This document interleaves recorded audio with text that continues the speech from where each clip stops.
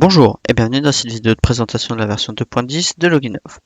Nous allons voir ensemble les modifications apportées dans la gestion et dans la partie caisse. Donc tout d'abord en gestion, nous avons rajouté la possibilité d'exporter les articles vendus au bar avec la TVA à 20%. Donc pour cela, rendez-vous dans la fenêtre divers. Ensuite, vous avez à renseigner la date de début, puis la date de fin, et cliquez sur ce bouton. On vous demandera ensuite de sélectionner le dossier où vous voulez exporter l'Excel. Et cet Excel ressemblera à cela. Donc on retrouve la séparation par mois avec la liste de vos produits, le montant de la TVA à 20% sur ce produit-là, le montant si on aurait appliqué la TVA à 10% sur le produit, et la différence entre les deux.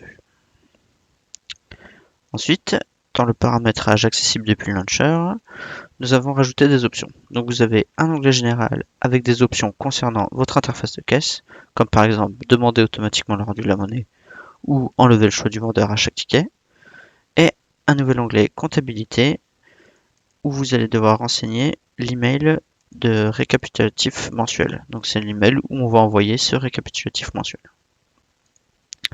Ensuite, dans l'interface de caisse, nous avons modifié la liste des mouvements de stock des articles. Donc désormais, quand vous triez par date ou par heure, le tri se fera sur les deux colonnes en même temps pour éviter les confusions. Donc là, on voit que ça trie également par heure. Et là, on voit que c'est tri également par date. Ensuite, lors d'une clôture, vous pouvez désormais saisir un commentaire.